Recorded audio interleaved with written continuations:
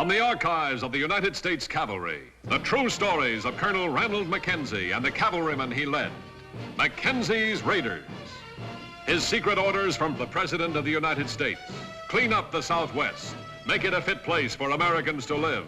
Wipe out the renegades, outlaws, and murderers. If necessary, cross the Rio Grande, knowing capture means hanging by the enemy.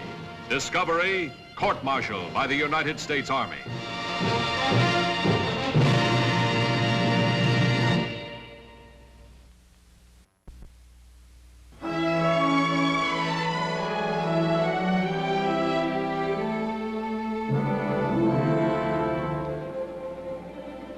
October 1873, Texas country.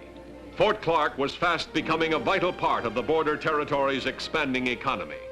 Colonel Mackenzie's remote 4th Cavalry outpost depended largely on local settlers for forage, fresh beef, and horses. In return, the settlers grew to depend on the patrols of Cavalry Blue as their only protection against death, from violent nature, from violent men. All right, Mr. Fields. We'll take all of them. Just give this to the paymaster at the post, and he'll cash it for you. This doesn't look like Mackenzie's signature to me.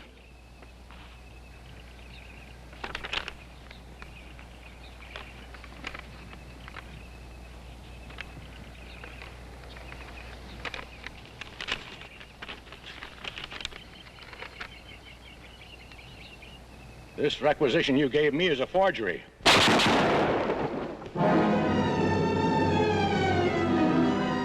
He's been paid off now, and in full. Well, looks like we bought ourselves some horses. All right, let's get him out of here. Colonel Mackenzie had made the Army uniform a symbol of absolute trust. But now this trust was reaping grim rewards. Colonel, Josh Benson is in your office waiting for you. He's been there for half an hour. What's his business? I don't know, sir, but he's all steamed up. Imagine he is. Huh. Mr. Benson? Colonel Mackenzie, What can I do for you, sir? may I be frank, Colonel? Certainly. I will put it to you simply, Colonel. You are an inefficient commander. More killings done by men in Army uniform, I gather. More killing by your troopers, Colonel. That's a very serious accusation. What else am I to believe? How do you explain this series of murders? First Adams, then Gifford, then Harry Town. You know them all as well as I do. And the only single fact to come out of it all is that the attacks were made by soldiers. All right. I admit that everything you say is true, excepting those were not my men. Are you prepared to prove that, Colonel? How do you mean? I speak for 30 families. Families who are still alive, who have not yet been attacked. This group has sent me here to tell you this, beginning now. Keep your patrols away from us. We are prepared to shoot anyone in uniform and ask questions later. Give me no choice, Mr. Benson. You must be aware that my orders to this fort oblige me to protect the peace. To do that, I depend on my patrols. Now you're threatening those patrols with death. You're courting disaster, Mr. Benson. Perhaps. But until these assassins in uniform are dead, we must protect our lives. Good day, Colonel. Good day, sir.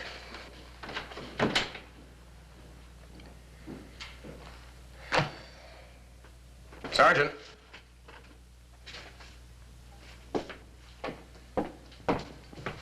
Sergeant.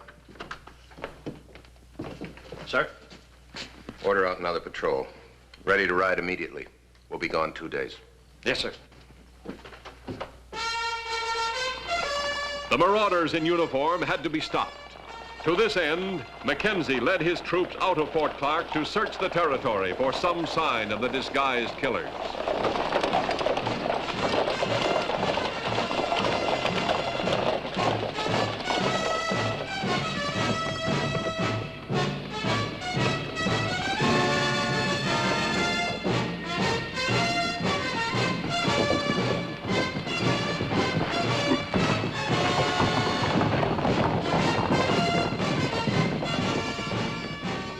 He He found what he was looking for, more ruthless attacks on helpless ranchers.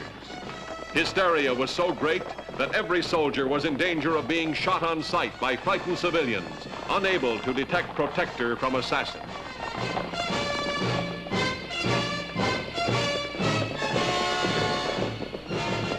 Mackenzie returned to Fort Clark, driven by the knowledge that immediate action was necessary to stem this widespread threat.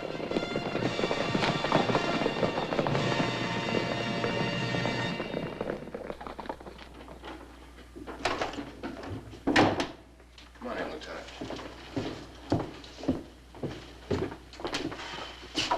Any luck, sir? I'm afraid this requires a little more than luck. Here, I got enough sand in my eyes to fill a bucket. I'll get the sergeant to hustle up some hot water, sir. Oh, later. Lieutenant, everywhere I went, stories of men in uniform committing every crime in the book. Lots of them. Deserters, sir? Can't be. There aren't that many in this territory. Can't be regulars. There are not that many men out on pass. Sounds like the Jayhawkers during the war. Exactly. Professionals. We've got to break up this gang before they get more uniforms, or they'll terrorize this whole territory the way they did Kansas and Missouri. Take a look. Adair's Horse Ranch. Paso Mine. Stage Way Station. Hacienda Quintera. We got there an hour after they hit the place. Before that, here and here. Like scattered buckshot. Exactly. Buckshot has a pattern like that, arcing from the muzzle. Prieto. The gun muzzle pointing right into the heart of our territory. I don't know what we're going to find there, Lieutenant, but that's where we're going to start looking. Across the river. Across the river, sir? Tell me, Lieutenant, you ever hear of a man named Nolan? Amos Nolan. I don't think so, sir. Well, he's a scout, kind of a no-good drifter. I want you to meet him 3 weeks from today on our side of Devil Horn Ford. If my plan works out, I think he'll come out of Prieto with exactly the information we want.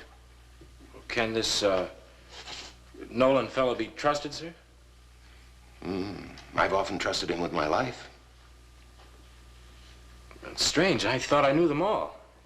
When you're in the Army a little longer, Lieutenant, you'll find out that you never know it all. Every day, something new. Yes, sir.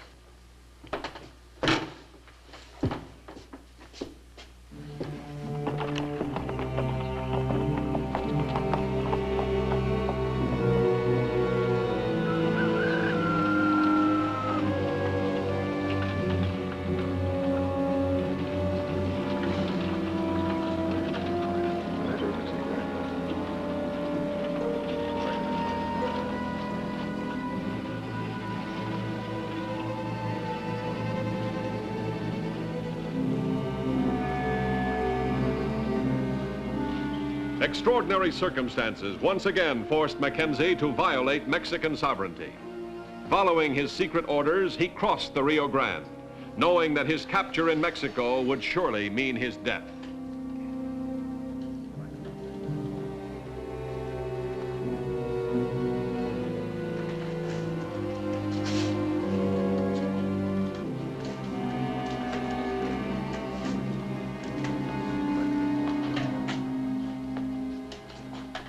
Are you alone? I don't seem to be now. Mind if I sit down? My name's Rita. What are you? Drifter? Saddle tramp? My name's Amos Nolan. I'm a professional scout. That is, when I need a job.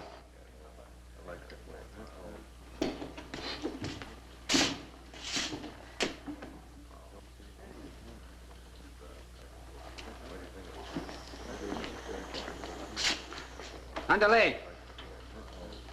Fentanyl.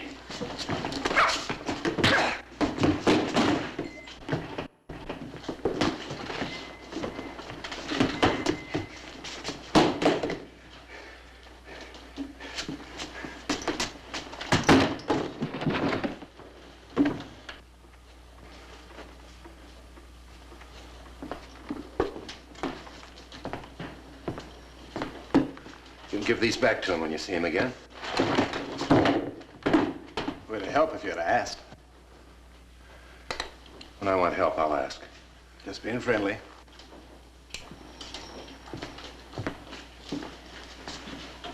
Well, you next? No thanks. I just want to say a man who handles himself like you do could find some work around here. Man that's got angles doesn't need a job. Fair enough. You're a scout. I can smell him a mile away. I suppose that getting paid for leading freighters into Fort Clark is your idea of an angle. You suppose right, mister? With me, that's a job. It's a job with angles. That's a fancy gun belt you're wearing. Yeah. A friend of mine makes them. Suppose he'd make one for me? Depends. On an angle? Sometimes a scout's information is worth a lot of money. Uh-huh. Well, like I told your friends, when I need help, I'll ask for it. Any idea when that'll be? Depends on how long my money holds out. The slow action around here, that'll probably be 2 or 3 weeks. I'm going back to the fort. You don't expect to find any action there? Maybe. Maybe not. Well, if you hear anything, I'll be here.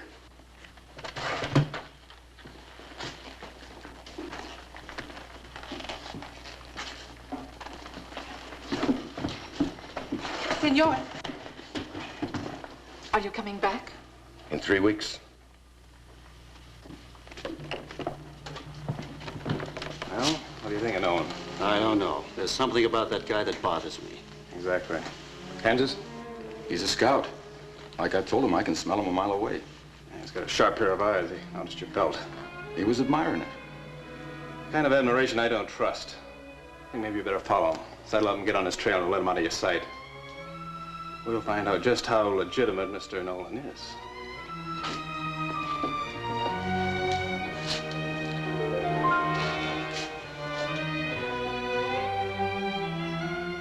May 17th, 1875. Mackenzie rode to his secret rendezvous with Lieutenant Summers at Devil Horn Ford. But a sixth sense warned him of something he had not foreseen.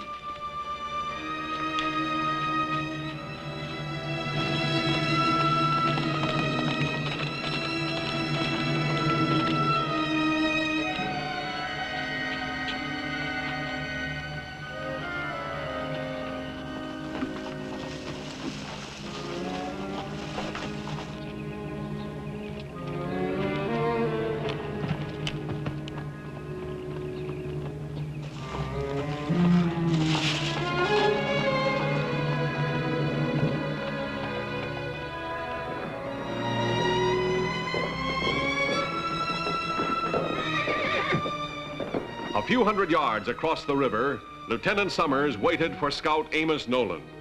Under the watchful eye of the enemy, it was too late for Mackenzie to turn back. One salute, one word of recognition could destroy his plan. There was only one chance. I still say there's something snaky about him. Somebody's coming.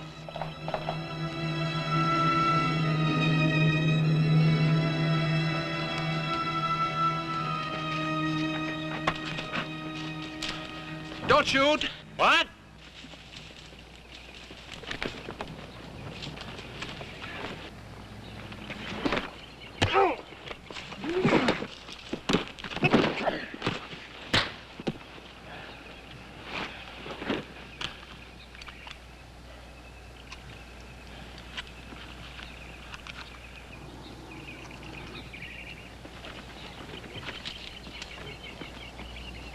Snaky, huh?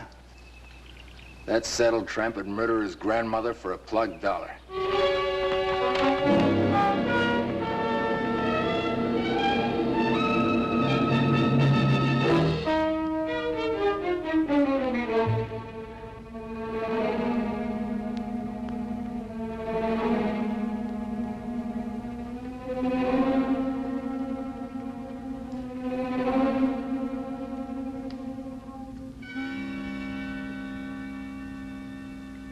What happened? You don't remember? Only that you jumped me.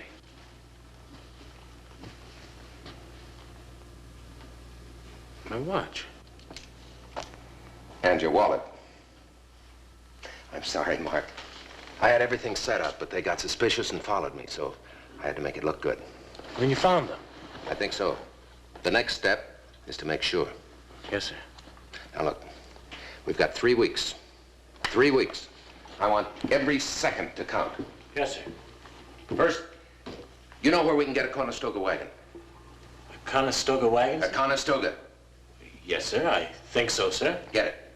Yes, Get sir. it. And have the carpenters start taking it apart immediately. Yes, sir. Another thing, Lieutenant. I want 5 men trained to hip shoot the eye out of a squirrel in the middle of a somersault. Sir? After 2 weeks of long-range practice, give each of these men a week's furlough so his absence won't be noticed. You got that? Yes, sir. I may be wrong, Mark, but I think they're going to attack in here again. They're going to attack an Army freight wagon coming in secretly with something they need more than guns and bullets. A wagon load of Army uniforms. Well, how are they going to find out, sir?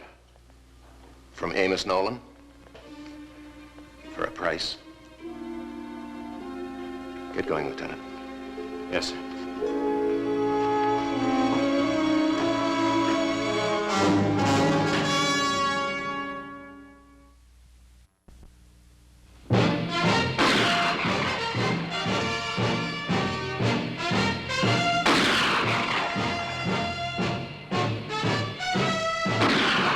Mackenzie's plan to entrap the outlaws raiding American settlers in stolen cavalry uniforms would require split-second timing and precision-like teamwork.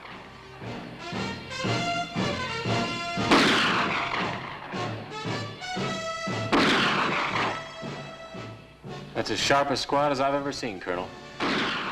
They'll have to be. Keep at it, Lieutenant. See you back at the fort. Yes, sir.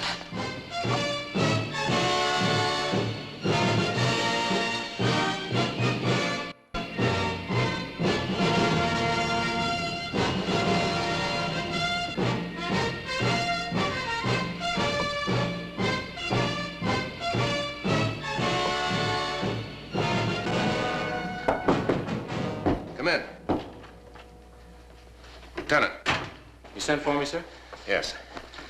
I'm leaving now. I want to go over with you once again exactly what I expect of you. Yes, sir. Now remember, the whole operation depends on split-second timing. In the first place, I'm counting on their buying my information about that wagon and setting out for you. Yes, sir.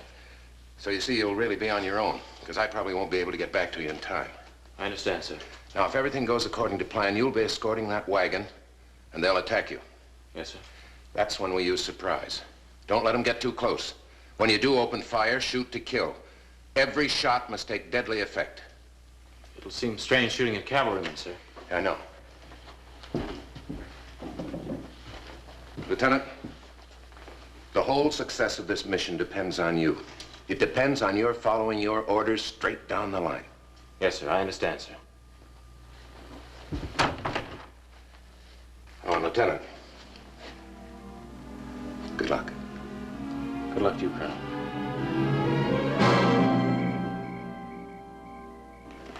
Let's see if your information's worth buying. $500 first. Talk first. Lay it on the line first. That's better. There are 2 convoys headed for Fort Clark. The second one's the one you'll be interested in. It's loaded with carbines and ammunition. And what's in the first? Just a shipment of uniforms. Well, I guess you've earned your money. Keep an eye on them, Kansas. Why are you more interested in uniforms than in guns and ammunition? You'll see.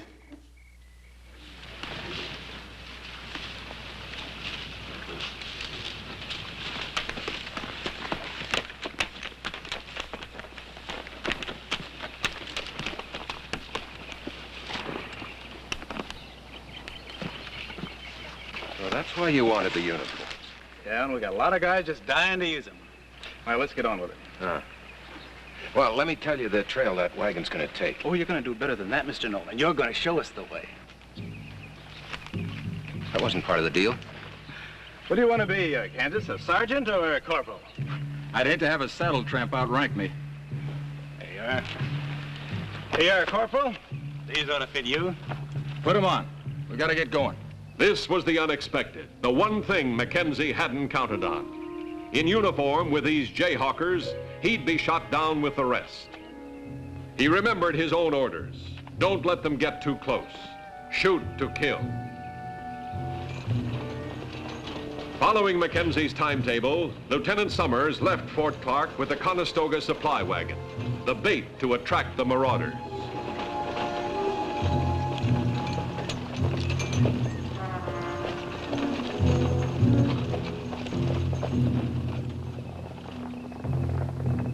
Lieutenant Summers knew this had to be the disguised renegade patrol.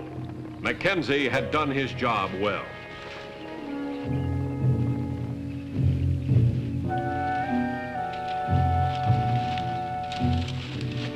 Get set. Now remember, keep a steady course and move when I call for action. Yes, sir. Go out. Get up. Get up now.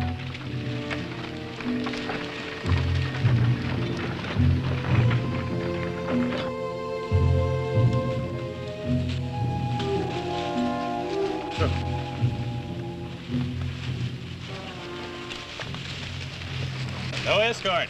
Just one man on the seat and an officer in the lead. Sitting duck. Lead on, Scout.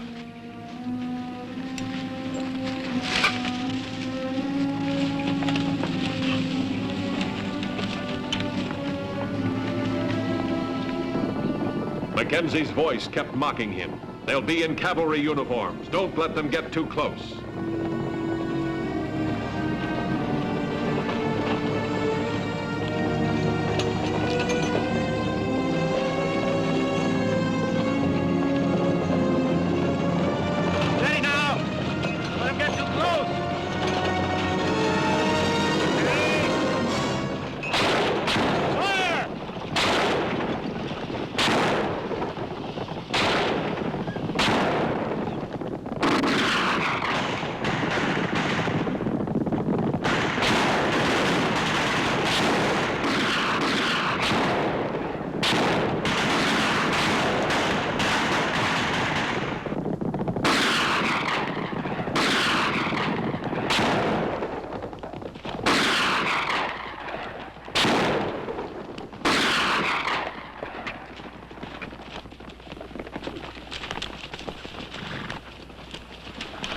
We almost shot you, sir.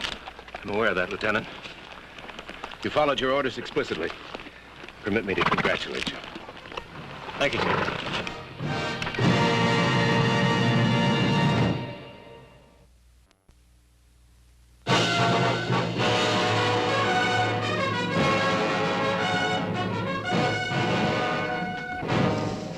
Hey, Corporal. Yeah. You got a match? Yeah, I think I have.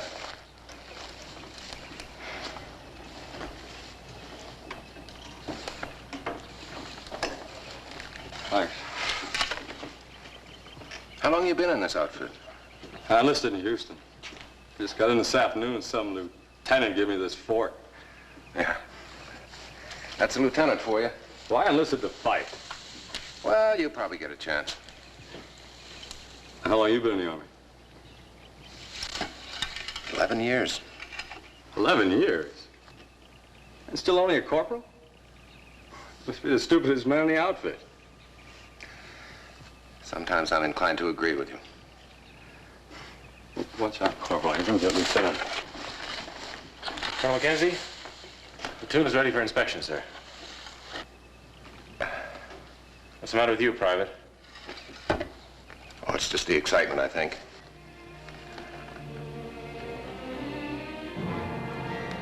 He's a rookie. He'll be all right.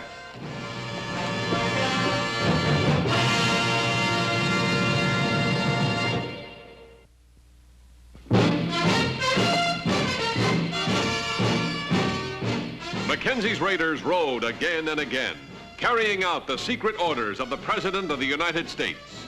Do whatever necessary to clean up the Southwest. Make it a decent place for people to live. Ride with Mackenzie's Raiders as they relive the blazing pages of history in the making.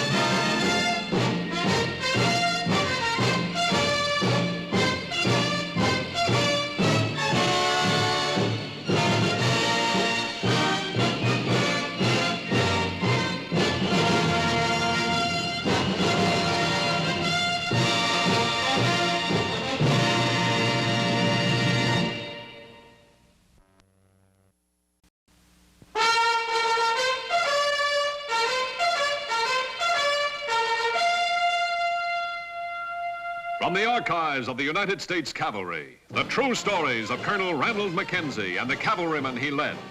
Mackenzie's Raiders. His secret orders from the President of the United States. Clean up the Southwest. Make it a fit place for Americans to live. Wipe out the renegades, outlaws, and murderers. If necessary, cross the Rio Grande, knowing capture means hanging by the enemy. Discovery, court-martial by the United States Army.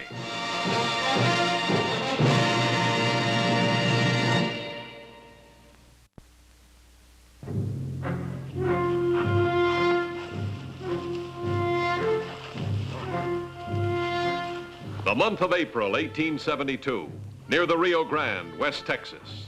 The same old story repeating itself, frustrating, maddening Ranald Mackenzie and his 4th Cavalry. For although Mackenzie had established secret treaties with most of the Indian leaders, still small, unauthorized bands of marauders all too frequently darted into the United States, terrorizing American settlers, burning, stealing, then darted back across the river into Mexico, safe from the American military.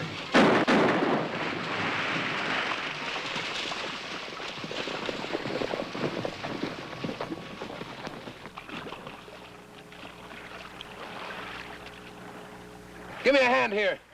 This one's alive. And he's not an Indian. Another problem was now added to the many already confronting Colonel Ranald Mackenzie. For although the boy was not an Indian, as he regained consciousness from his superficial wound, he proved to be an Apache all the way through. He's to be secured. Then have Sam the scout talk to him and have Sam report to my living quarters.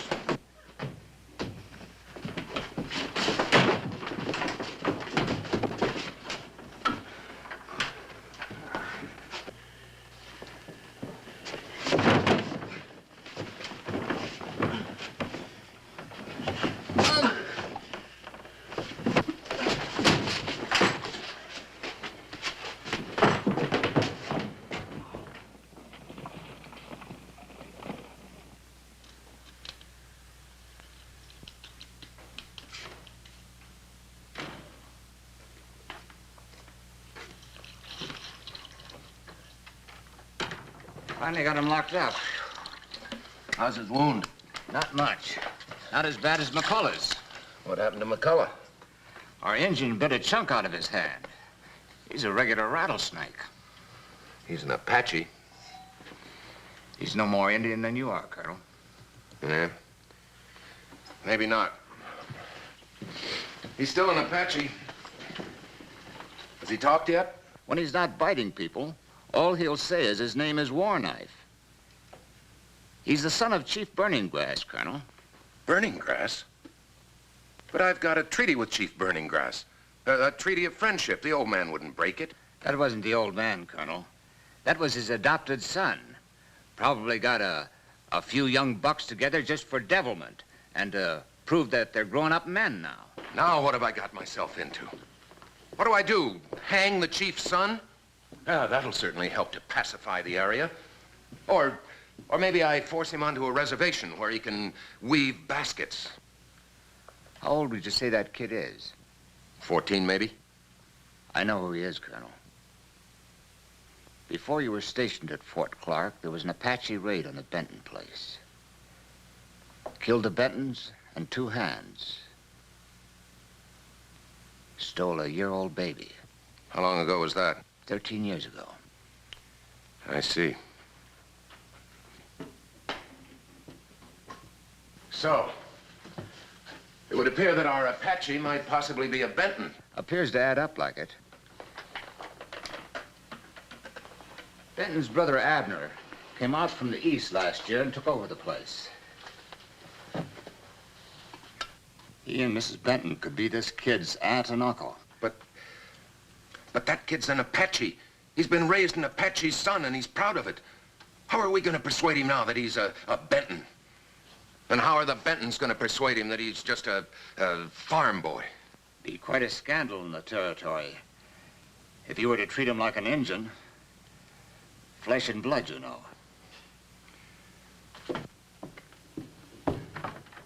Lieutenant Saunders. Yes, sir? Please take a detail to the Benton place. Present my compliments to Mr. and Mrs. Benton. Tell them I'd consider it a favor if they'd come to my office as soon as they can. Yes, sir. Sometimes I wonder why you fellows take up soldiering. Just seems you can never win. What's in your mind, Colonel? I was just thinking about Chief Burning Grass. Right at this moment down there below the Rio Grande. He's lost a son. I wonder what he's going to do about it. If I know the Apaches, tomorrow he'll be moving. Tonight he'll be praying.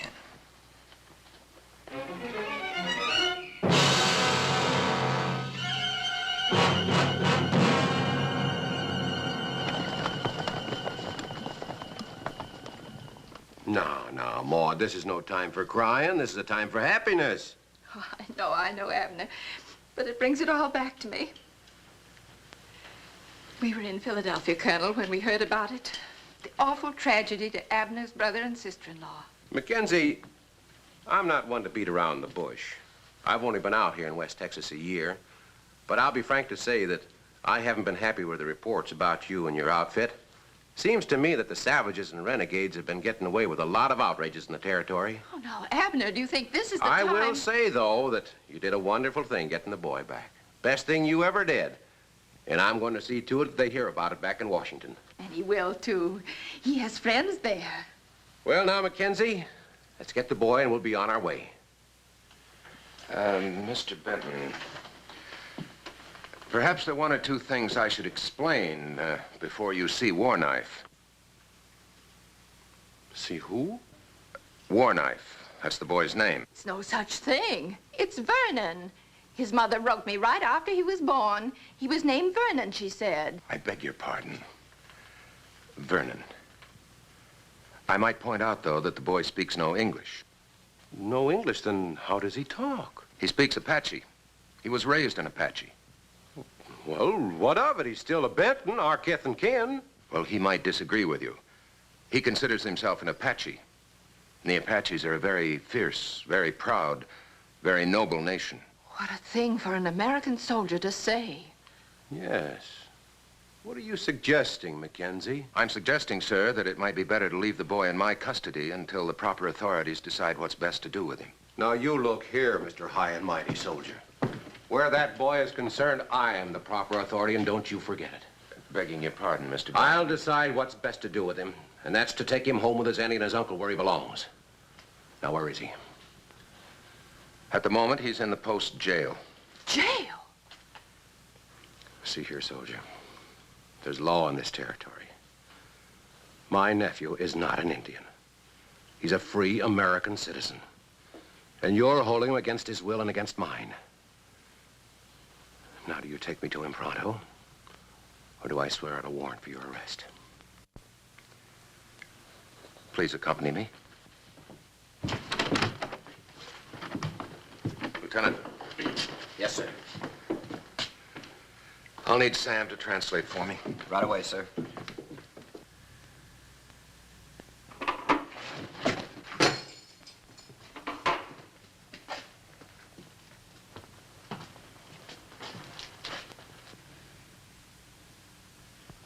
Abner, what have they done to Vernon? I wanted to warn you, Mrs. Benton. Sam here has been trying to talk to the boy. He's told him that we're his friends. He's told him there are even people here with his blood in this territory. His only answer was that if that were true, he'd open his veins and spill out that blood. Oh, why, he should be ashamed of himself.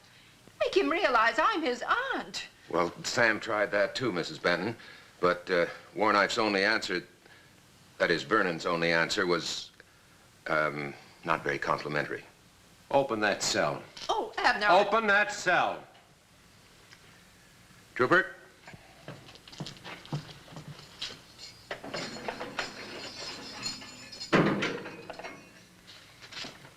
Now, Warknife. Tell him I too am a chief. Kubani, tutwa, ikwa. Mihata, wolata. He says in that case, he will speak only with the chief. All right. Is that so? Boy, you're about to learn some civilized manners. Mackenzie, is he my legal ward or is he not? I asked you a question, Mackenzie. Legally, yes, I suppose he is.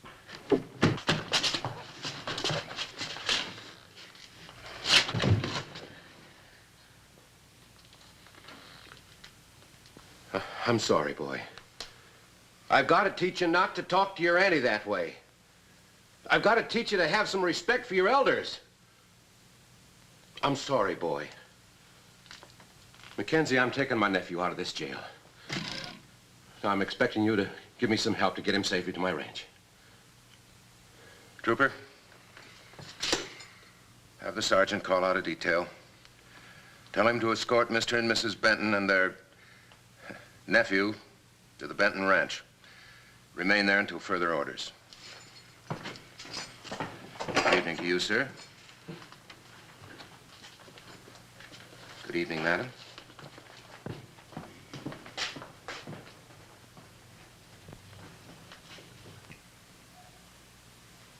Your move, Colonel. Oh, sorry. Guess I'm not very interested in chess tonight. How'd I get myself into this, Sam? Better I should have left that kid to drown in the river. You couldn't have done that, Colonel. Warknife, a farm boy. Not for long. No, not for long. By tomorrow, the whole Apache Nation will know about this. Old Chief Burning Grass will be up here to get his son back, one way or the other.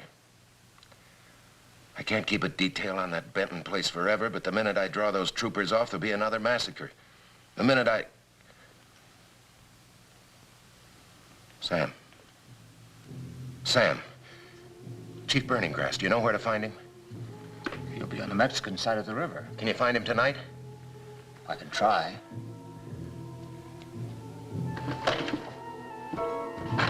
Lieutenant Sanders. What you got in mind? Tell you in a minute. Yes, sir. Lieutenant, please order out a patrol immediately. 60 men. See that 4 of my raiders are sprinkled among them.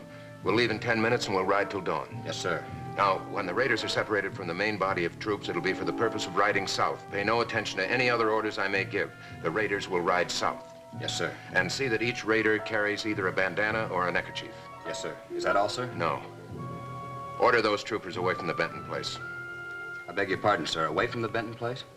You heard me, Lieutenant. Yes, sir.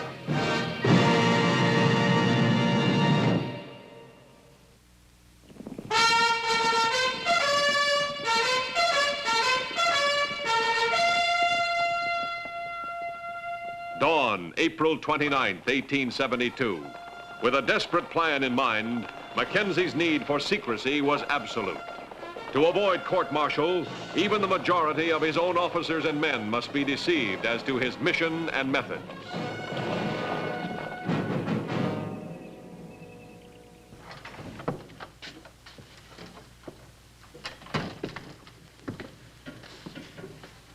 Any change?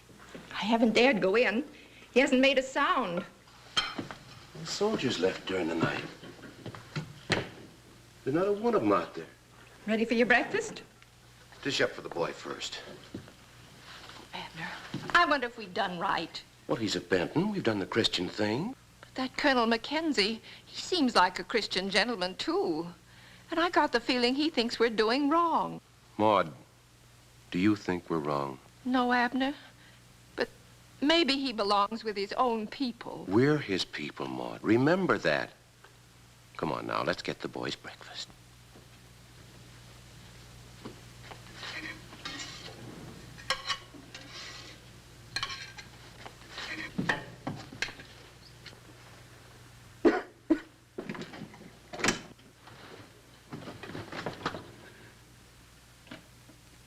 Boy, there you are. I brought you something to eat. I told you you'd feel better in those clothes. They look much better, too. Your auntie cooked you up a good breakfast. You'll feel better with something solid between your ribs. How many grits? Steak? Eggs?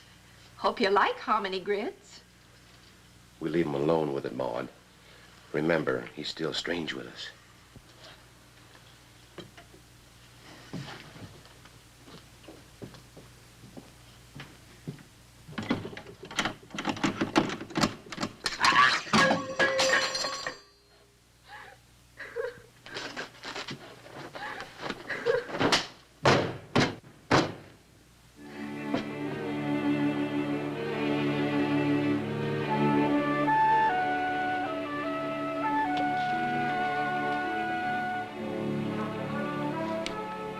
Like most soldiers charged with subduing the Apaches in 1872, Ranald Mackenzie constantly found himself torn between duty and his respect for a worthy foe. Now, in a dilemma caused mainly by his own vigilance, Mackenzie was forced to take desperate measures to extricate himself.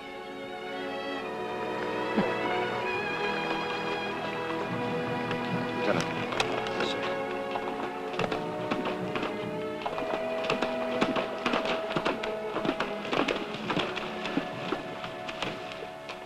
He's waiting.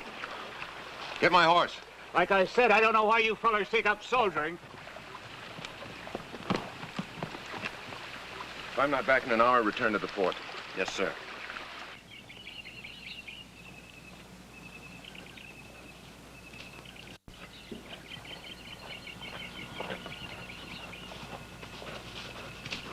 Burning grass is here. Mackenzie will come no closer. Mackenzie is content. You have brought much sorrow to my people. And you have brought much sorrow to my people, Chief Burning Grass. But I have not stolen Mackenzie's son. I am here that we may speak of your son, as one chief to another. Then speak, Chief Mackenzie. I never feel right about letting the old man go off alone like that. You have a son, Lieutenant? Yeah. Yeah, he's back in Kansas City with his mama. You love him? What kind of a question is that? Don't forget old Burning Grass loves his son just like you love yours. And he'll do just about anything to get him back. It is right that the father, not strangers, should chide the son. As always, Chief Burning Grass speaks words of great wisdom. Very well, Chief Mackenzie. I agree to what you propose. My people will leave what you require there where you stand. And I have the word of Burning Grass as a mighty chief that his warriors will not ride until Mackenzie returns. My word is given. Chief Burning Grass will not regret this. Chief Burning Grass hopes that when next we meet, it shall be as friends again. That is what Chief Mackenzie and his people desire.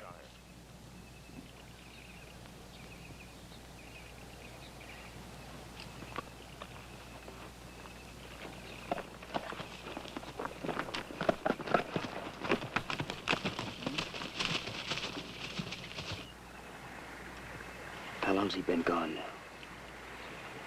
Well, Listen.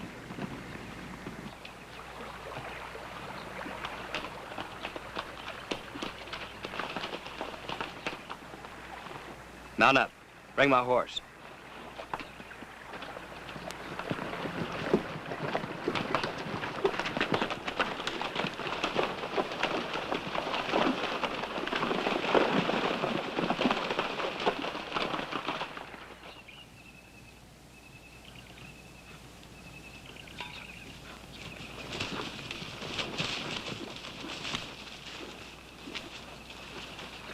All right, men, strip down. Put on those clothes. For the rest of the day, we're going to be Apaches.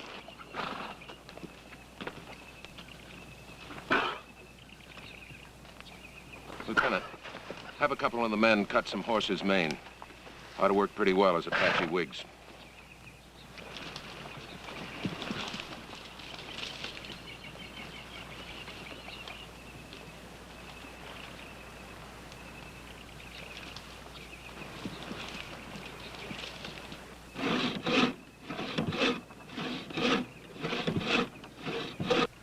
Better wash up, Abner.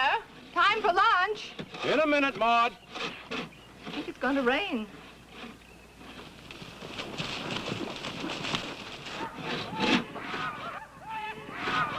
Get the rifle, Maud! Get the rifle!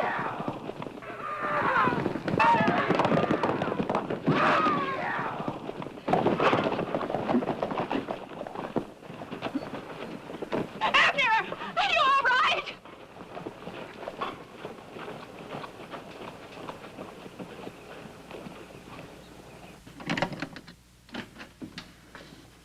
War knife. It's Colonel Mackenzie. I'm your friend.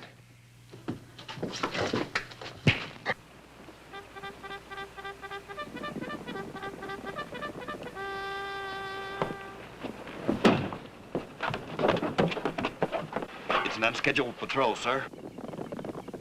Your own troopers. Now you have got a scandal. They got to catch me first.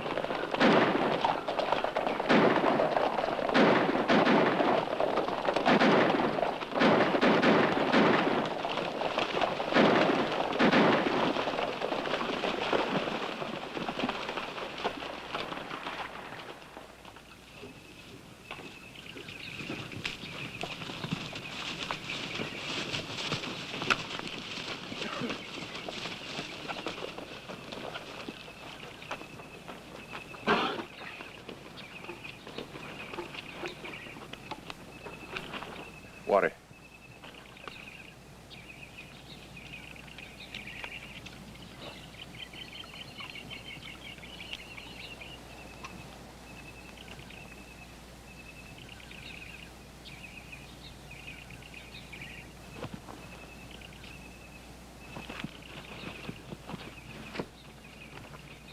Tell him he's home.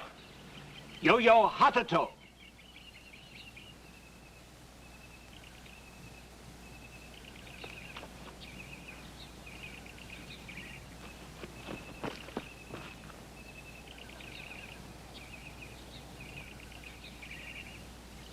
Tubanipa, Tuhoto, Achila. He says he'll speak well of you to his father, Chief Burning Grass. Tell him he is too kind. Wulatita, Buragi.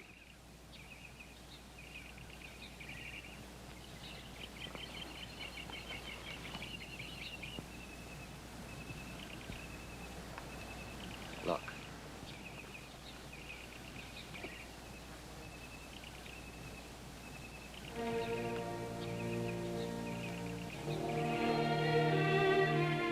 All right, Sam.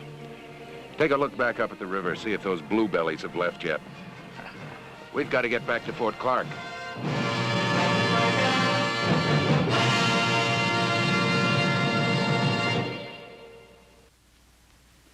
He said he was on a training patrol, sir, when he happened to pass the Benton place. They chased the Apaches as far as the river, but they got across safely. With war knife. Uh-huh. Lieutenant, give that patrol extra duty. Pretty soon we've got to start outrunning these Indians for a change. Yes, sir. That's all, Lieutenant. Yes, sir. Mr. and Mrs. Benton, I can only apologize to you both and thank Providence that those Apaches didn't harm either one of you. I just can't understand it. Also, sir, I won't blame you for any charges you wish to prefer against me. Just a minute, Colonel. I know you feel that you should go and get the boy back. Well, don't. Don't. And let these savages get away with it? I know, but Maud and me, we talked it over, and, well, it seems to us that he's better off right where he is. With his own people. What will Washington say? Well, don't you worry about Washington. I won't say a word to them.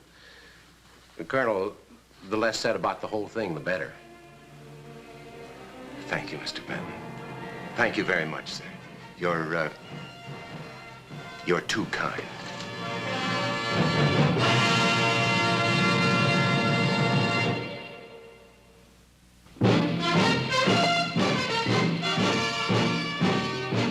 Mackenzie's raiders rode again and again, carrying out the secret orders of the President of the United States.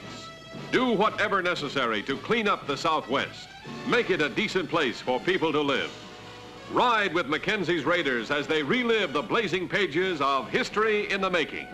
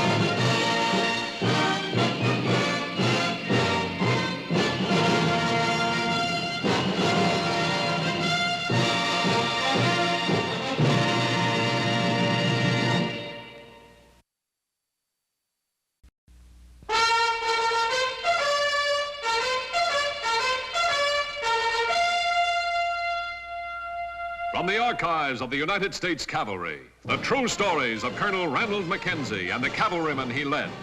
Mackenzie's Raiders. His secret orders from the President of the United States. Clean up the Southwest. Make it a fit place for Americans to live. Wipe out the renegades, outlaws, and murderers. If necessary, cross the Rio Grande, knowing capture means hanging by the enemy. Discovery, court-martial by the United States Army.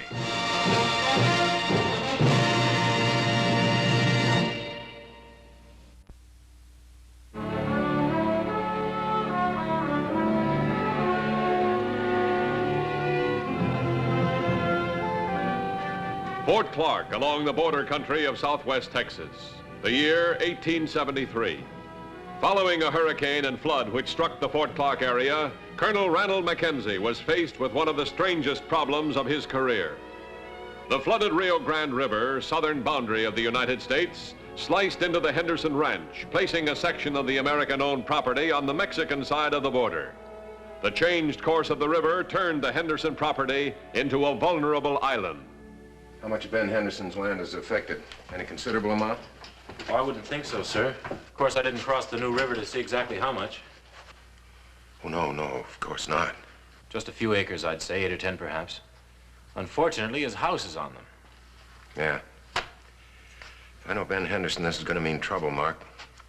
Unfortunately, it's the kind of trouble we can't handle at the local level. I wish that courier would get here from Washington, and we'd know how to proceed. Well, shall I try and get a message to Henderson? Ask him to come in and see you. I don't think that'll be necessary. Henderson will visit us soon enough, without invitation. All right, Mark.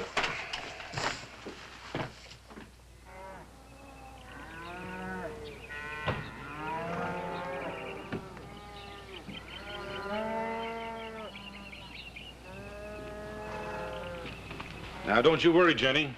I'll come back just as soon as I can. Don't start any trouble, Ben Henderson. I'm sure Colonel Mackenzie will understand, but not if you go losing your temper.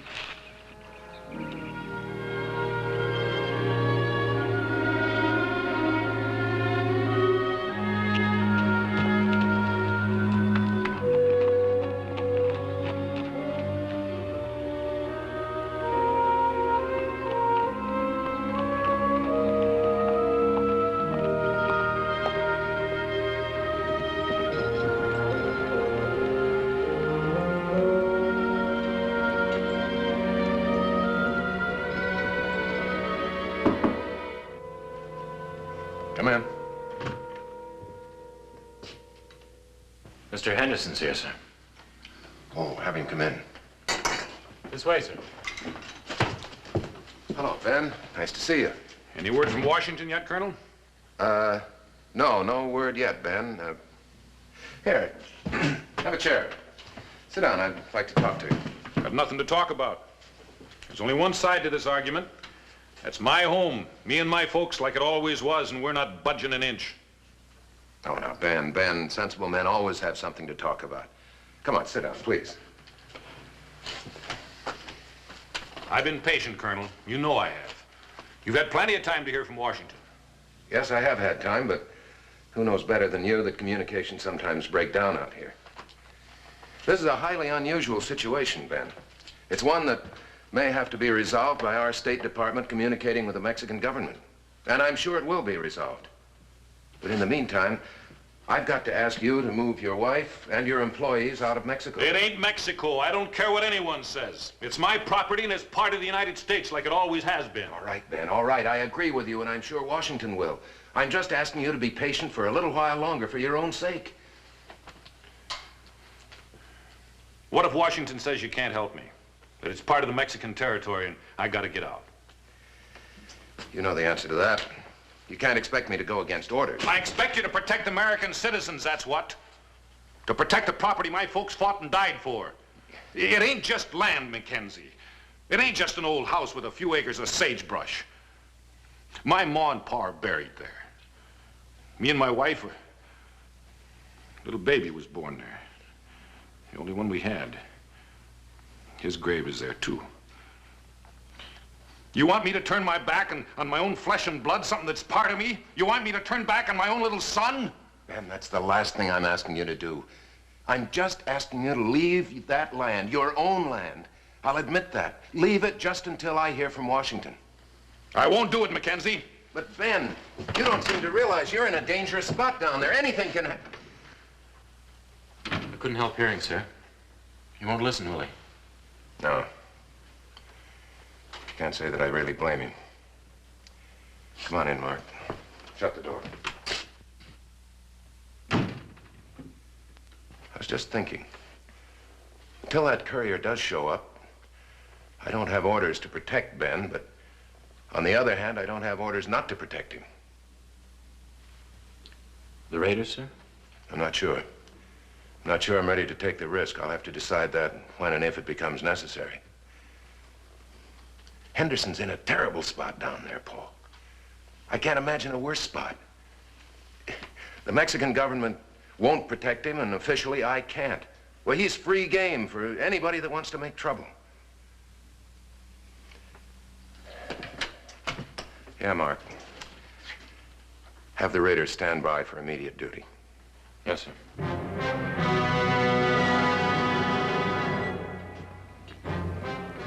Raiders, pass the word.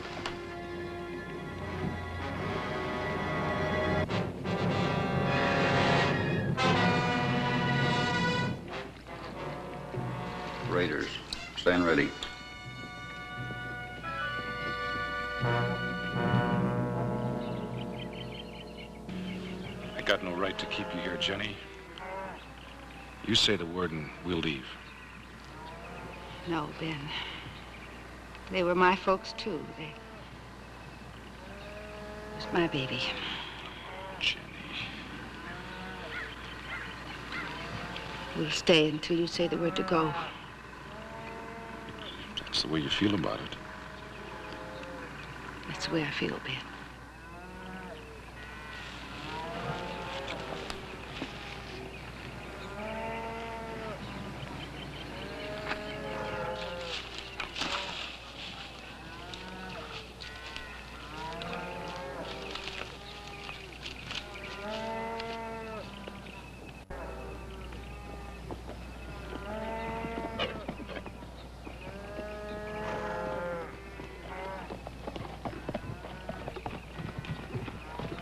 Howdy, Ben.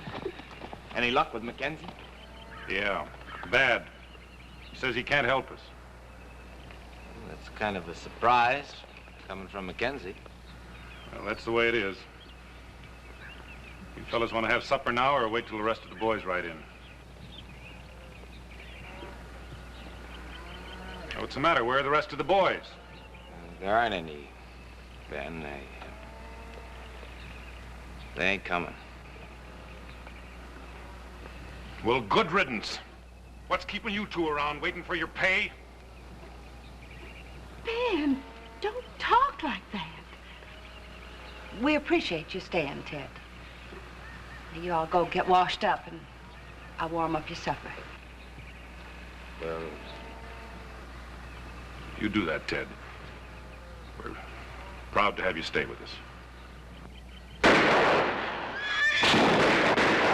Inside, Jenny!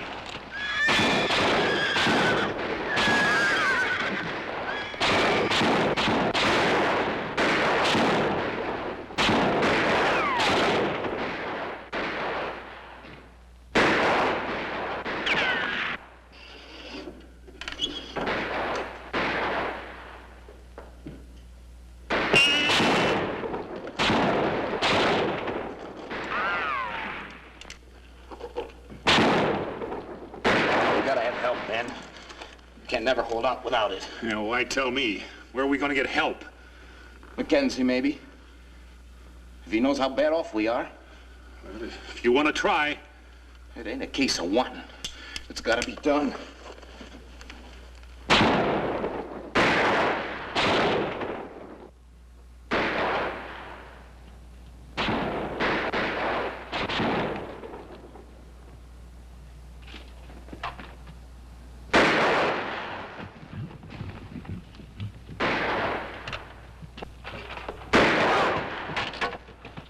What's the idea, Jack? That was one of our own boys you shot. You know of a better way of getting rid of him?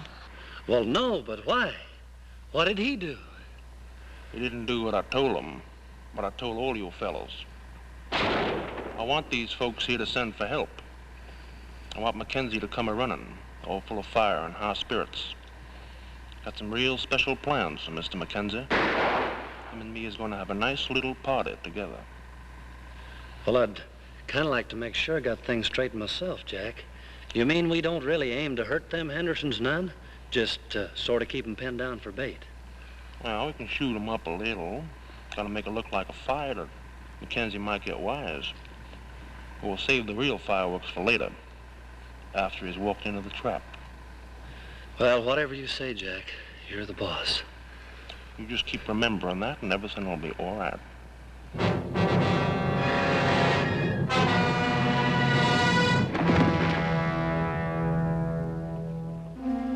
Mackenzie and Lieutenant Summers rode out to the Henderson Ranch to determine the immediate threat to the occupants.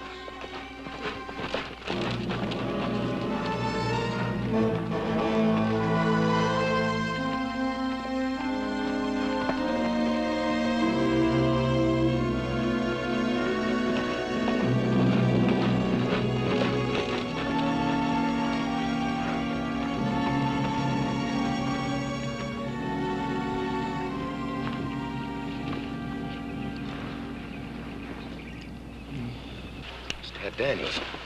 One of Ben Henderson's hands. Ted. Ted, what happened? Was it outlaws? Let the folks been down in the house. Just one hand left to help them. How many outlaws? Ted? Ted? How many? I don't know. They kept the cover mostly. I got a glimpse of one of them. He was... Who was it? Who was it, Ted? Who'd you see? Corey. Jack Corey. Corey.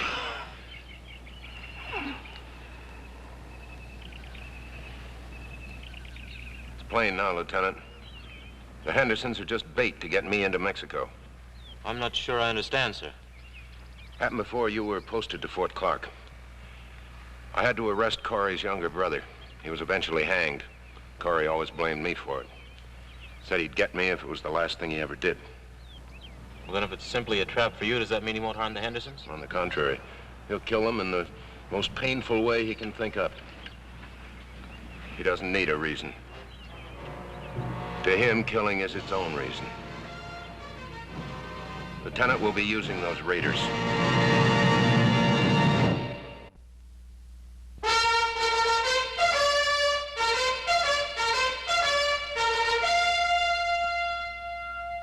The word had been passed.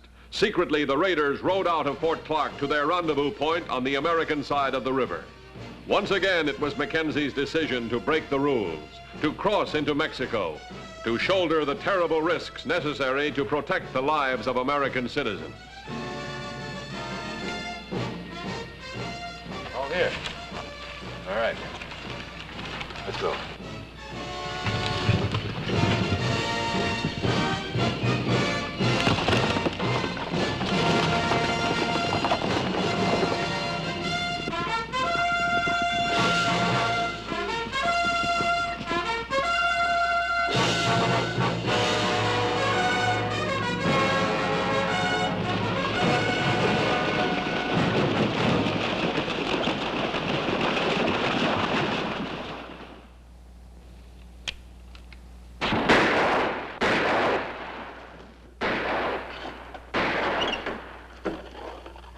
Jenny? Yes, I'm fine. Don't you worry about me. You don't look yourself. Never seen you look so peaked before. It's only natural, isn't it? I've never fought outlaws before. I'm real sorry I talked you into this, Jenny. We should have pulled out like Mackenzie said. You never talked me into it. And don't you worry about me or anything else. I know Colonel Mackenzie's going to help us. Well, I'm just fine. You go on in there and cover that window.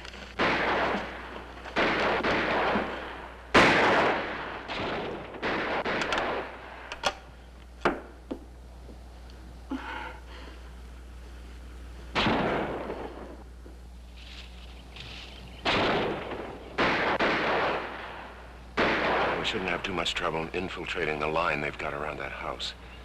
We shouldn't, but don't count on it. I don't want to have to saddle pack any of you back to Fort Clark.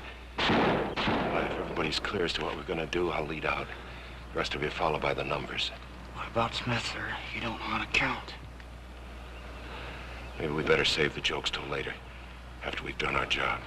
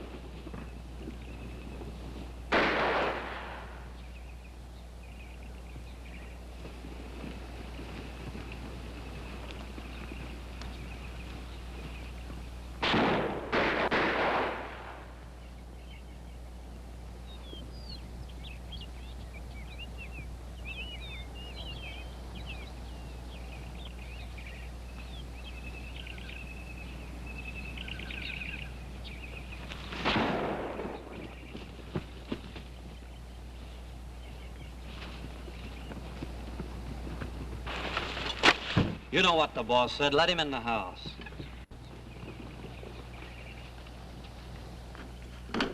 Cover the side windows.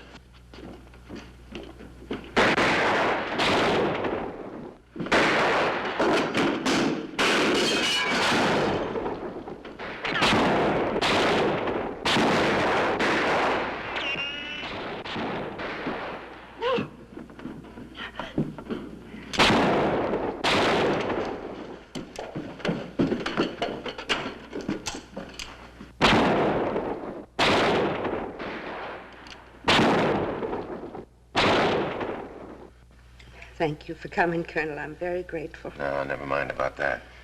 What I want to know is, when were you expecting this baby? 2 months, 3? Well, 2, 3 months. Between 2 and 3. That ought to be about right. It's awful premature, isn't it? I mean, it isn't going to be all right. Of course it's going to be all right. Now, we're going to figure out a way of getting you out of here, back across the river. Can't have an event like this happening on foreign soil. Be frank with me, Colonel. There isn't any way out, is there? You just wait and see. Now get rested up for the trip.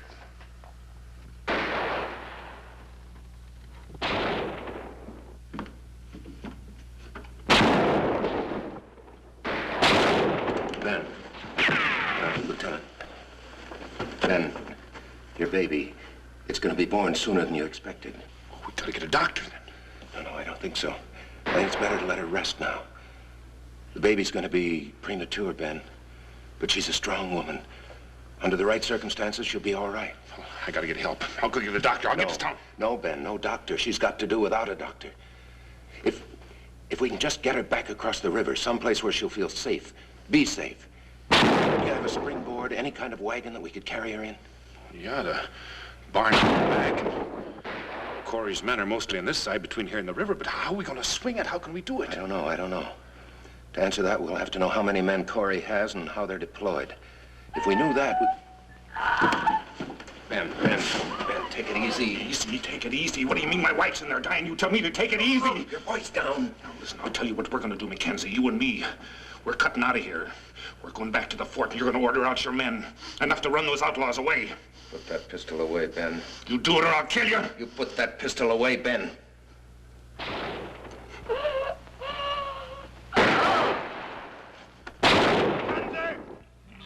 I know you're in there. I let you in on purpose. Now you're pinned down. What are you going to do? I'll give the Henderson safe passage across the river if you and your men come out with your hands up. Lieutenant, see that all the approaches to the house are covered. We won't make a move until it's dark. Yes, sir.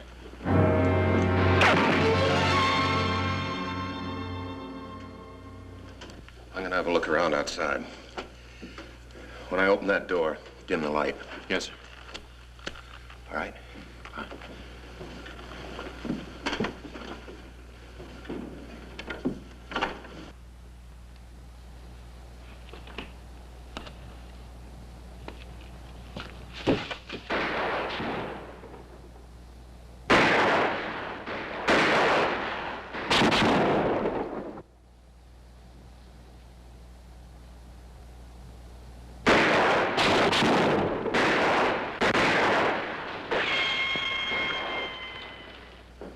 This is the house we're in.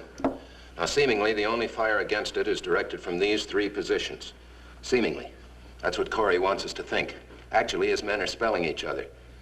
The rest of his group is somewhere over in here, ready to relieve or support these three men. How many altogether, sir? 6, 7, I'd say, maybe 8. If we try to charge those skunks that cut us to pieces. That's right. A charge would play right into Corey's hands. That's why we're not going to charge. You got your pet with you?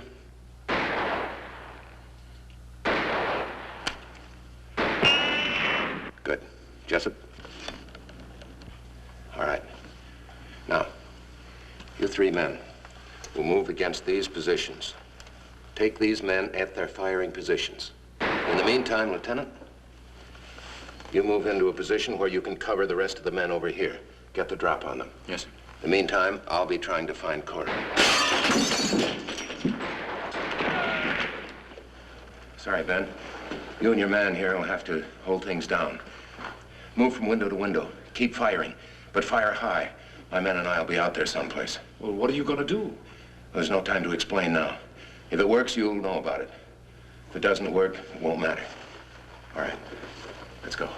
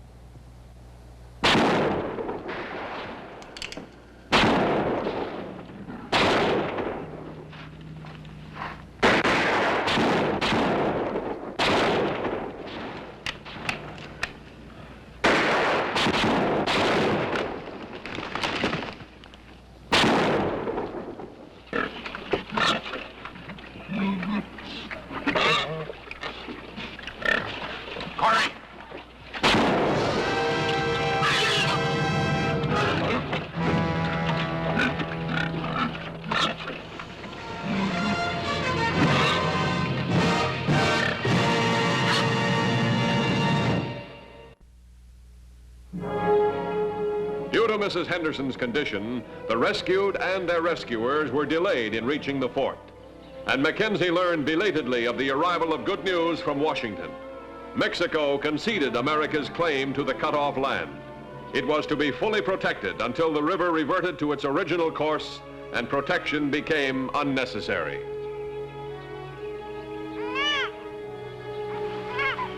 All right, Mr. Henderson.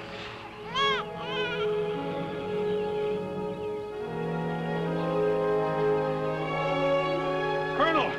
Colonel! It's a boy, Colonel Mackenzie. You hear, a boy? Jenny just had a boy. Don't say. Well, congratulations. Thanks for telling me. Well, it's all right. I wanted you to be the first to know.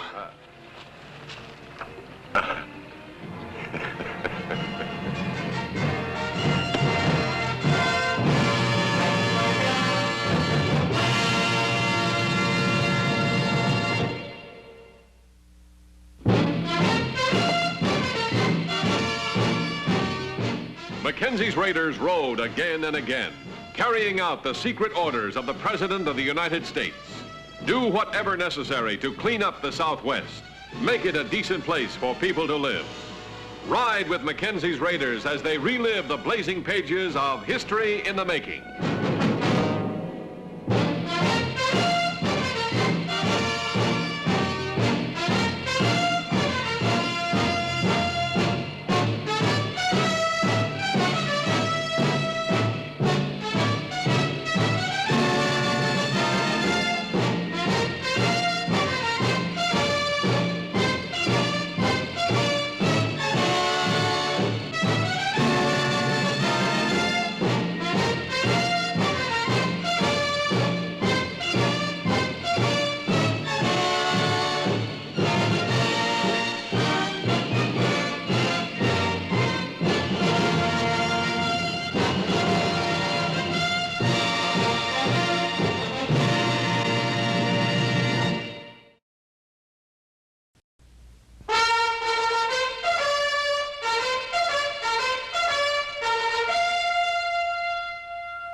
From the archives of the United States Cavalry, the true stories of Colonel Ranald Mackenzie and the cavalrymen he led.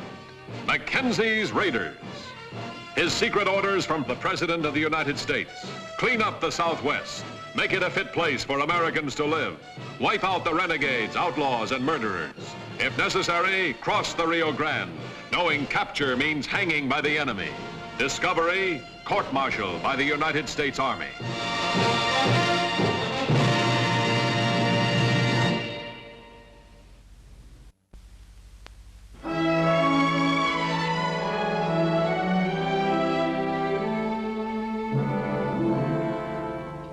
Fort Clark, the morning of July 9th, 1874, and a new challenge to be faced by Colonel Ranald Mackenzie and his 4th Cavalry.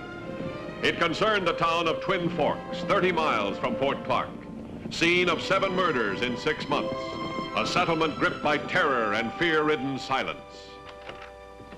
Colonel Mackenzie just entered the fort, Mr. Jackson. All right.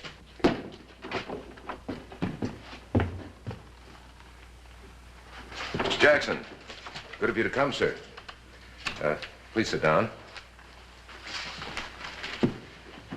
Mr. Jackson, I've got to have your help. I asked you to come here, and I appreciate your coming. I'm going to give you the protection of the fort until this matter is completely settled. But I've got to have your cooperation or I'm helpless. How did Homer Winfield die? Colonel, you can't use my name if you go down there. Your name will not be used. Nobody dares go to those auctions. He'd kill him just as sure as there's a sun in the sky. Dakota Smith. Nobody knows whose land goes next. Everybody just prays it won't be theirs. How did Winfield die? He killed him. Well, some of his gambling friends did. There's always one of them drifting through. They all know Smith from somewheres else. And nobody said a word? We don't even talk to each other about it, Colonel. Everybody knows it's going to happen again, and they figure by keeping quiet, they're going to save their own skins. A couple of men, they talked. Now they're dead. Where does Dakota Smith come from?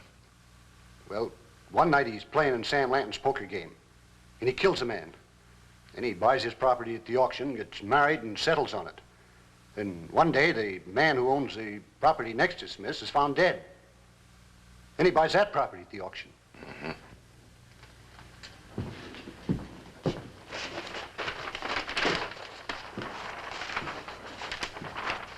Dakota Smith now owns all of this territory. All of it. This piece right here, who does that belong to? A fellow by the name of Maccabee, Jed Maccabee. Jed Maccabee. All right, Mr. Jackson.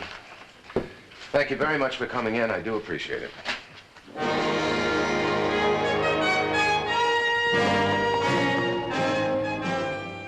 Mackenzie rode out to Twin Forks to check on Jackson's story. Revealed was the evidence of a community withering away, a town without law, settlers without protection, a situation which could destroy the community unless checked. Authorized by his secret orders to maintain peace at all costs, Mackenzie sought the answer to this deadly problem.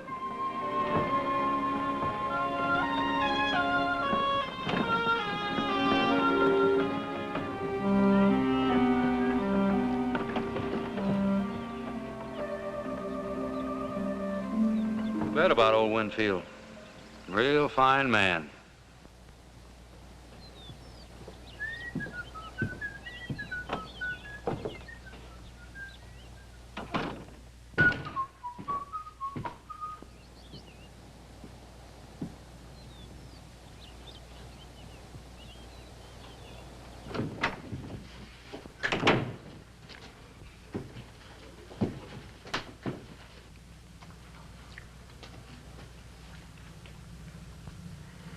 The bidding will start for the property of the late Homer Winfield.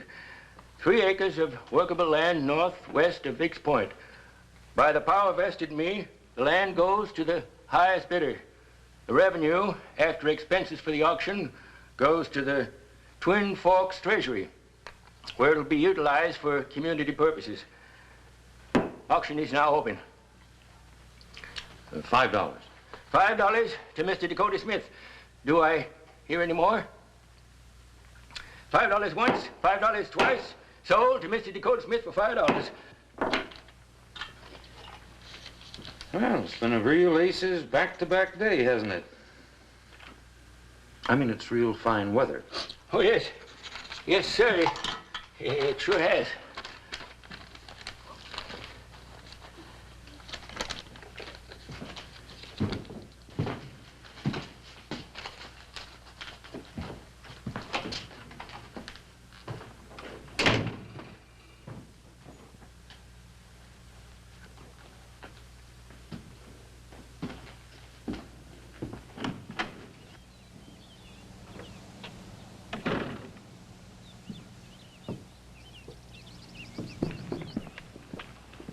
Leaving, Pete? I reckon so. Here. You did a good job. How can you stand this place? One of these days, you're going to find yourself a woman, and you'll know what it means to settle down. I want to thank you again, Dakota. The job staked me good. Well, you earned it. Where you heading? Oh, I thought I'd push on down to Mexico for a while. Say, here there's silver money just begging to be gambled away. Well, good luck. Don't hesitate to drop in any time you're in the neighborhood. Might have another job for you. You'll probably own the town by then. You won't need any more work done.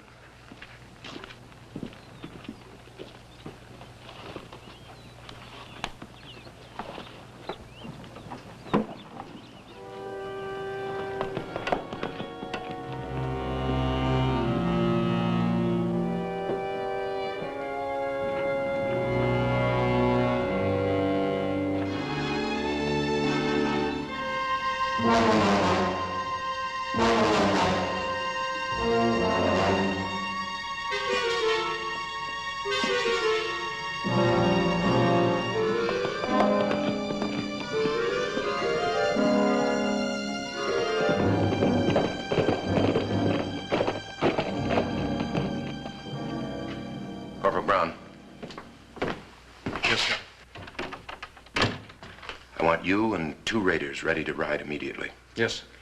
Of course, the fact that we're off the post on a mission will be secret. I understand, sir. I'll prepare passes for myself and the others. Good. I'll meet you at our usual rendezvous in about an hour. Yes.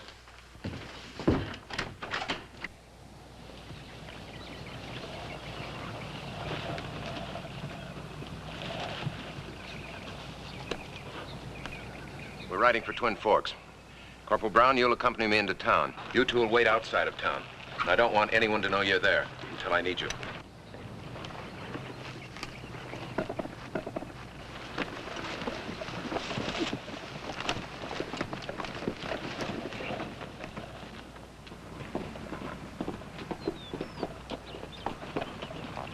See if you can get Dakota Smith to come in here and talk to me. If that doesn't suit him, arrange a meeting any place at his convenience. Yes, sir.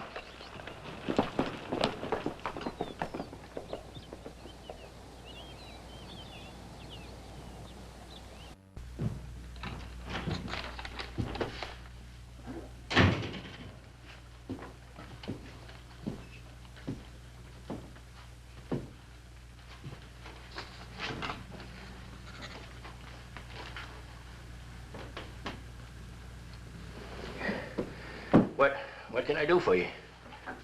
I was here the other day, remember?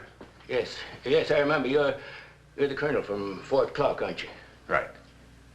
You have auctions like that often? We have auctions here all the time. You don't seem to get much of a turnout. Most people around here have enough property. Except Dakota Smith. I wouldn't know about that. Well, you must know something about it. You record all these auctions, don't you? Now, look here, Colonel. I don't know what you're getting at, but it's all in here and legal. Have a look. Yeah, I may do that after a while. I'll be in Twin Forks for a while. Since this is government property, I'll be using it as my office. I'm sorry. I have some work to do.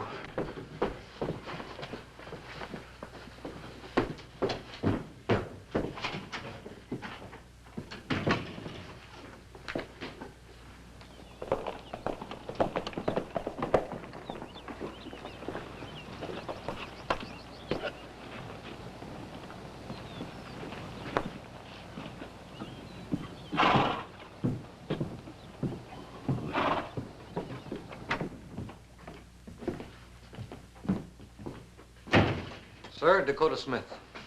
Oh, Mr. Smith. Pleasure, Colonel Mackenzie. What can I do for you? I've been trying to get a little information. I thought you might be of assistance. Well, I'd be glad to help if I can. You've acquired quite a lot of property here in Twin Forks. Do you plan to acquire more? Well, that's kind of hard to tell, Colonel. I might. I kind of like the opportunities afforded in this area. Uh-huh. By reputation, Mr. Smith, you're a gambler. Tell me, what impels a gambler to settle down? Well, the same thing that makes any man want to settle down, Colonel. A woman. My wife. And then I've been lucky since we got married and been able to acquire a few little pieces of property for her. Splendid, splendid. How many more little pieces of property do you think you'll require? Oh, that's a question I've been trying to answer, too, Colonel. I guess it's my gambler's nature. See, I sometimes think of property as being like poker chips. You know, a gambler's never satisfied until he wins all the chips on the table.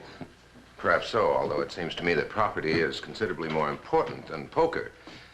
Mr. Smith, let me be blunt. 6 people have been killed in this community in 7 months, and you now own all of their property. People die all the time. But these people were murdered. Murdered? Well, that's the first I ever heard of that. Who would ever do a terrible thing like that? I'm not sure. But you now own all their property. Oh, Colonel, people aren't talking against me, are they? No, Mr. Smith. No one's talked. They seem to be afraid to talk. Well, Colonel, you just go on with your investigation. I'm sure that you'll find everything I've done is above the table. And if, as you say, you can't find anybody to talk, well, call on me again. Talking's my favorite pastime. Thank you, Mr. Smith. I may just call on you again.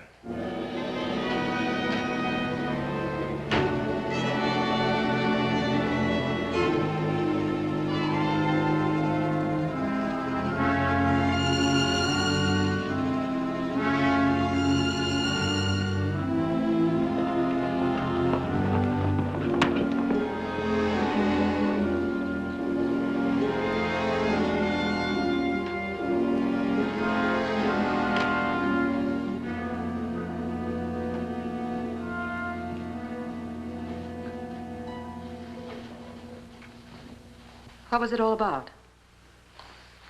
What we figured. He means business, Julie. What can he do? What can he prove? Nothing yet, but if he stays around long enough, he might find out anything. I think it's about time that we considered, we've got enough land.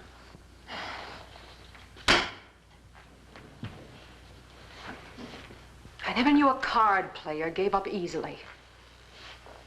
Honey, he has to know when to quit. And when to stay in. It's just the Maccabee place. That's all that's left. All right.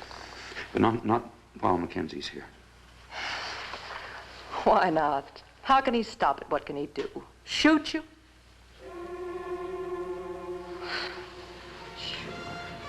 What can he do?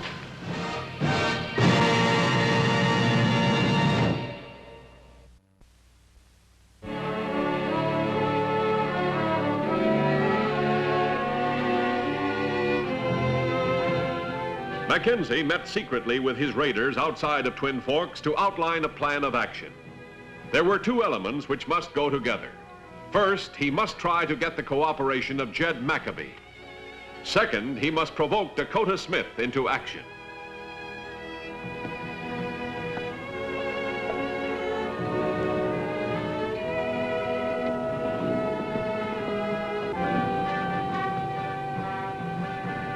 Mr. Maccabee? That's right. I'm Colonel Randall Mackenzie, Fort Clark.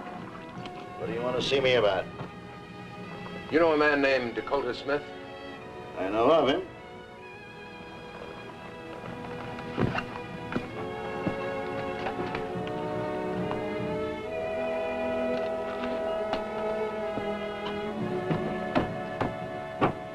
You know that this Dakota Smith owns all the land in this territory. Not all of it. He don't own mine. You're aware how he acquires this property? He pays a drifter to kill him, then he buys their land at auction. There's nobody in Twin Fork don't know that. Uh-huh. Have you done anything to stop him? Why should I? It's none of my business. I work my own land. Ain't got no time to worry about others. Men like Dakota Smith ruin communities. They take it all, Mr. Maccabee. And then they go on. Pretty soon they have the whole territory. That's for them that make communities to worry about. Mr. Maccabee, you're aware that this latest acquisition of Mr. Smith's gives him this entire section? So? So, sooner or later, he'll come after you. And then he'll have it all, including the water he needs. Let him come. You can't stay awake 24 hours a day. I can if I have to. You don't have to. I have two very well-trained troopers. They'll stay in your house. Won't be staying inside my house, Colonel. Nobody traipses around my property. You don't trust anyone, do you? Nope. Besides, I don't need any of your men. I got my own little arsenal in there. You can take care of anybody, including that gambling fella.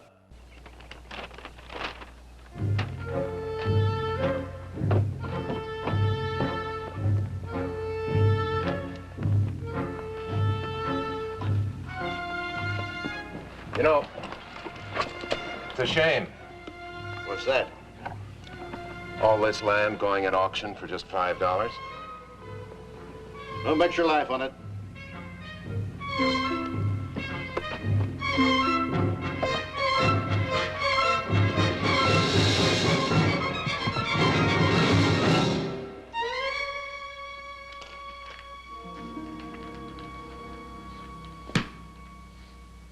Something wrong? No. No, I guess not. You're not unhappy, are you? No. And I don't regret our marriage. It's just that, well, sometimes you look... Honey, I just don't want you to worry about anything because I never knew what real living was before I met you. Dakota, I know how you've hated this whole business. The only thing is, I just want you to be happy. I love you. That makes everything else easy.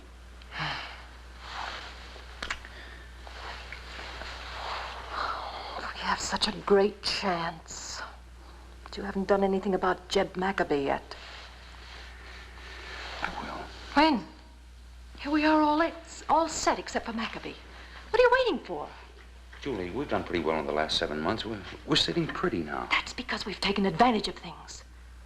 Now, all of a sudden, it's changed. Are you afraid of Colonel Mackenzie? What? Honey, it's just that we don't really need the Maccabee place. We've got enough good land of our own. Why try our luck once too often? This isn't like a card game. There's nothing can stop us. Dakota, we can be the richest ranchers in the Southwest. You frightened? I couldn't love a man who was frightened.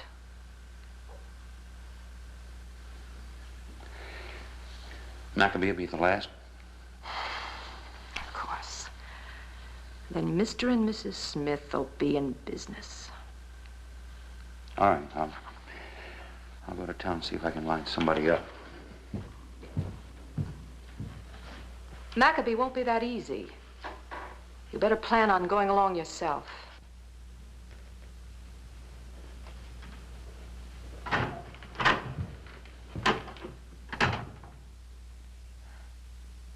We're about ready to move.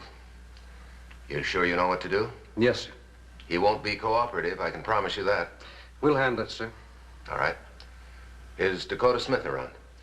No, sir, but Mrs. Dakota Smith's outside. Mrs. Smith? Yes, sir. Wow. You can skip the editorial comment, Corporal, and just show the lady in. Yes, sir.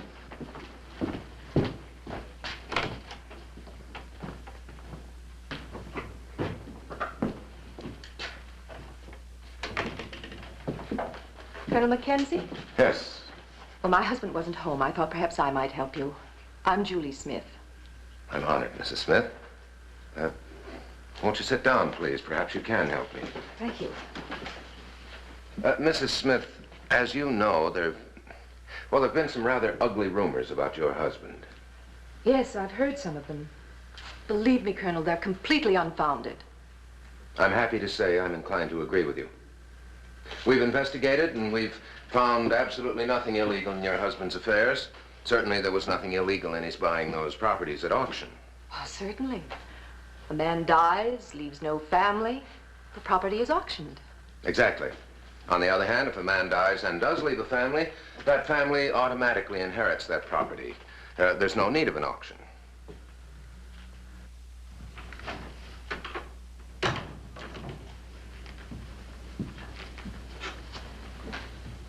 Been in town? Mm-hmm.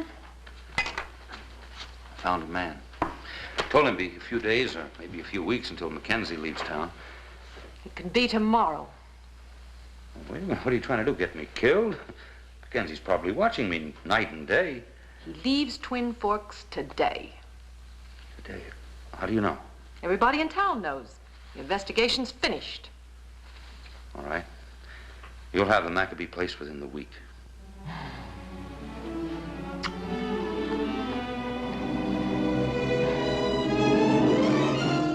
Confident that Mrs. Smith would think he had returned to Fort Clark, Colonel Mackenzie and his raiders proceeded with the second half of his plan. He was sure that Mrs. Smith's greed would provide him with the evidence he needed to end the killings in Twin Forks.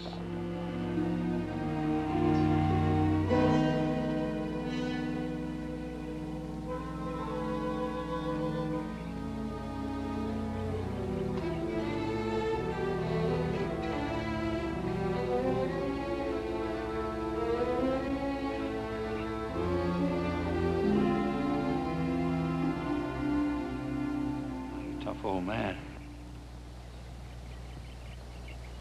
He's beginning to go, though. Yeah. Won't be long now. All right, let's go. You go on that side, I'll go around the back.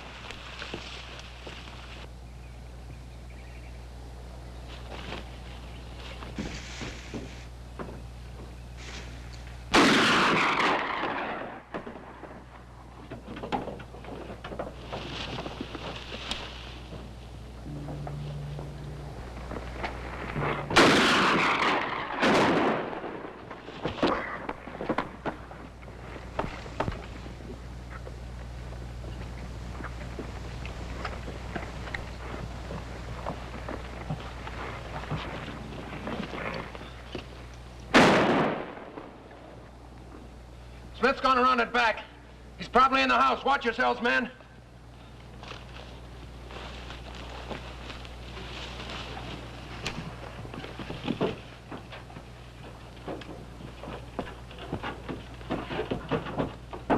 Where are you at, Mr. Maccabee? In the shoulder? Let me see. Let me see. Come on.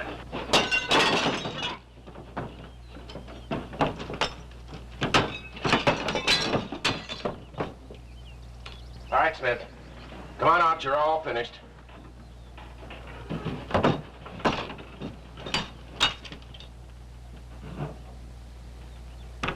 Hold up. I said hold up or I'll shoot. You wouldn't shoot a man in the back, would you, Colonel? Mr. Smith, you're a gambling man. Why don't you try me and find out?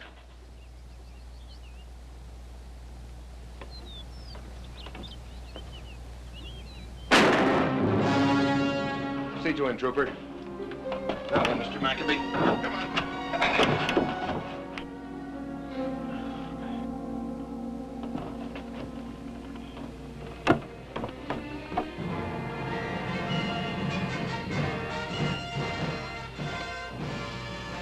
I didn't think you'd do it, Colonel.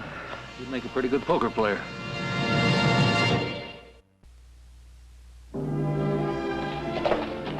The reign of terror at an end, life returned to normal in the town of Twin Forks. And for Colonel Ranald Mackenzie, it was another milestone toward bringing peace to the growing frontier of southwest Texas.